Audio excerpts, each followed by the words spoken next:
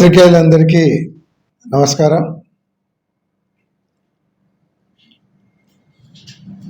నిన్న చంద్రబాబు నాయుడు గారు శాసనసభలో అమరావతి రాజధాని అనేటువంటి బిల్లును ప్రవేశపెట్టి ఏకపాత్రాభినయం చేసినారు. వాళ్ళే పొగుడుకోవడం, వాళ్ళే తిట్టుకోవడం. ఏదైతే అపోజిషన్ పార్టీ స్ట్రాంగ్ ఉండి ప్రశ్నిస్తారు అనే భయంతో శాసనమండలిలో ప్రవేశపెట్టలేదు. ఏ బిల్లు అయినా సరే గవర్నర్కు పోవాలంటే, లేదు కేంద్ర ప్రభుత్వాన్ని పంపించాలంటే, అదే చంద్రబాబు నాయుడు గారు రాసే లెటర్ కాదు, డైరెక్ట్ అమిత్ షాకి పంపిస్తున్న లెటరు, లేదంటే ప్రధానమంత్రికి లెటర్ రాయడం కాదు. ఒక శాసనసభలో బిల్లు పాస్ అయిన తర్వాత శాసన మండలికి వెళ్ళాలి, అక్కడ బిల్లు పాస్ కావాలి, గవర్నర్ గారి దగ్గరికి వెళ్ళాలి, గవర్నర్ గారి దగ్గర నుంచి వెళ్ళాలి. ఓ ప్రొసీజర్ ఉంది. శాసనసభలో ప్రవేశపెట్టినటువంటి బిల్లు ఎందుకు శాసన మండలిలో ప్రవేశపెట్టడానికి భయపడతా ఉంటారు? శాసనసభలో ప్రశ్నించే వాళ్ళు లేరు, శాసనసభలో క్వశ్చన్ చేసే వాళ్ళు లేరనే ధైర్యంతో ఎవరు ఏం మాట్లాడినా అడ్డం లేదు అనేటువంటి ధైర్యంతో శాసనసభలో చేసి, శాసన మండలిలో ప్రతిపక్ష పార్టీ ఉంది, ప్రతిపక్ష పార్టీ వాళ్ళు ప్రశ్నిస్తారు, మన లొసుగులన్నీ బయటికి తీస్తారు, ఇక్కడ జరుగుతున్నటువంటి అవకతవకలన్నీ బయటికి తీస్తారు, ఎంత అవినీతి చేశారనేది ప్రశ్నిస్తారనే భయంతో మీరు శాసన మండలిలో ఎందుకు ప్రవేశపెట్టలేదు? ఎందుకంటే మేము చెప్పాలంటే, మీరు చేసేటువంటి ఇన్సైడర్ ట్రేడింగ్ కేసుల గురించి అడుగుతారని,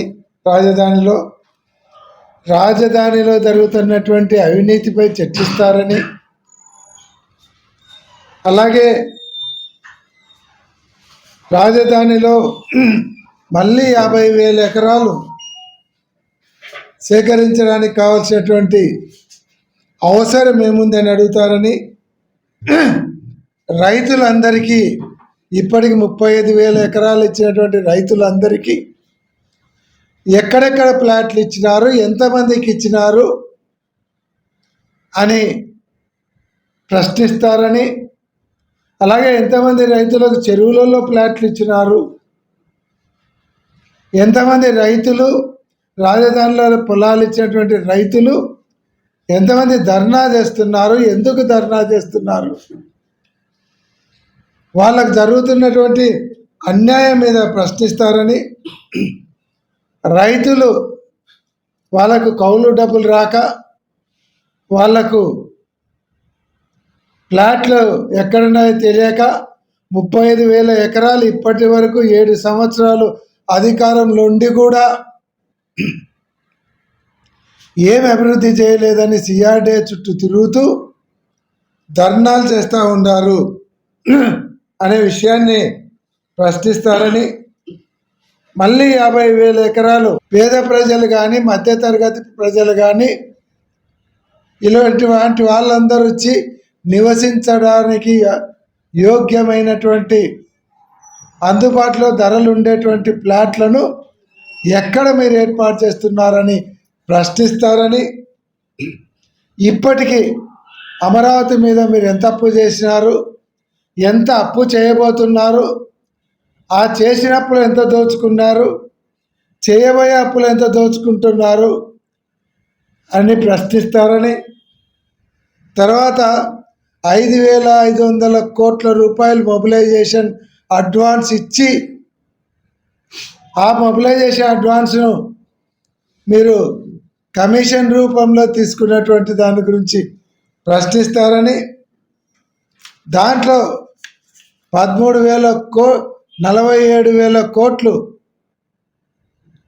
అప్పులు మంజూరు చేయించుకొని వివిధ బ్యాంకుల ద్వారా 13,000 కోట్లు డ్రా చేసి 5,500 కోట్లు ఇక్కడ ఇచ్చినారు. మొబిలైజేషన్ అడ్వాన్స్ ఇచ్చి దాన్ని కొట్టేసినారు, మీరు దోచుకున్నారు. తర్వాత మిగిలిన డబ్బులు ఏం చేశారు అని ప్రశ్నిస్తారని, అలాగే 2,00,000 కోట్ల రూపాయలు అమరావతికి ఖర్చు అవుతుందని చెప్పి ఆ 2,00,000 కోట్లు ఏ రకంగా ఖర్చు అవుతుంది, ఎంత రేట్లు పెంచి చేసుకుంటున్నారని అడుగుతారని, అలాగే ఆర్ఎన్బి రూల్స్ ప్రకారము చదరపు అడుగులకు బిల్డింగుకు 4,000 రూపాయలు అక్కడ గవర్నమెంట్ టెండర్లు కాల్ఫార్ చేస్తే ఇదే అమరావతిలో అవే బిల్డింగులు కట్టడానికి 11,000 రూపాయలు ఏ రకంగా మీరు దోచుకోవడానికి 11,000 రూపాయలతో పన్నాగం పండుతున్నారో ప్రశ్నిస్తారని, అలాగే ఓటుకు నోటుకు భయపడి రాత్రికి రాత్రి లోకేష్ బాబు చెప్పినారు కట్టుబట్టలతో పంపించారని. కట్టుబట్టలతో తెలంగాణ వాళ్ళు పంపించలే. ఓటుకు నోటుకు భయపడి చంద్రబాబు నాయుడు గారే కట్టుబట్టలతో పారిపోయి విజయవాడకు వచ్చి బస్సులు పండుకున్నాడు. అది గుర్తు చేసుకోండి లోకేష్ గారు. ఎవరు కట్టుబట్టలతో పంపించలేదు. 10 సంవత్సరాలు హైదరాబాదులో మనం ఉండొచ్చు, 10 సంవత్సరాలు హైదరాబాదులో ఉండి అవి ఇక్కడ అభివృద్ధి చేసుకోవచ్చు అని చెప్పిన తర్వాత కట్టుబట్టలతో పారిపోయి వచ్చింది చంద్రబాబు నాయుడు గారు, కేసీఆర్ గారికి భయపడి, ఓటుకు నోటుకు భయపడి దాని గురించి కూడా ప్రశ్నిస్తారని మండలిలో బిల్లు ప్రవేశపెట్టలేదు. ఆ విషయాన్ని రాష్ట్ర ప్రజలు తెలుసుకోలేనంత అమాయకులు కాదు. ఒకటే సూటి ప్రశ్న అడుగుతున్నాం. 5 సంవత్సరాలు మీరు 14 నుంచి 19 వరకు ఉన్నారు ముఖ్యమంత్రిగా. బస్సులో పనుకొని ప్లాన్లు వేసి చాలా కష్టపడినారు. గొప్ప విజనరీ ఉన్నటువంటి, ప్రపంచంలోనే అత్యంత విజనరీ ఉన్నటువంటి నాయకుడు మీరు. 7 సంవత్సరాల అధికారంలో ఉండి మీ 5 సంవత్సరాలలో కరోనా కూడా లేదు. మొత్తం 7 సంవత్సరాల అధికారంలో ఉండి ఒక్క పర్మనెంట్ బిల్డింగ్ కూడా, ఒక్కటి చిన్న అంగన్వాడీ సెంటర్ కూడా ఎందుకు కట్టలేకపోయినారు చెప్పండి. 7 సంవత్సరాల అధికారంలో ఉండి అందరికీ గ్రాఫిక్స్ చూపించినారు. రాజమౌళి సినిమా కంటే ఎక్కువ గ్రాఫిక్స్ చూపించారు. ఒక్క అంగన్వాడీ పర్మనెంట్ బిల్డింగ్ కూడా కట్టలేకపోయినారు. అసెంబ్లీ కట్టారు, టెంపరవరీ అన్నారు, దానికి గోడలు కూడా లేవు. తర్వాత సెక్రటరియట్ కట్టినాడు, అది టెంపరవరీ.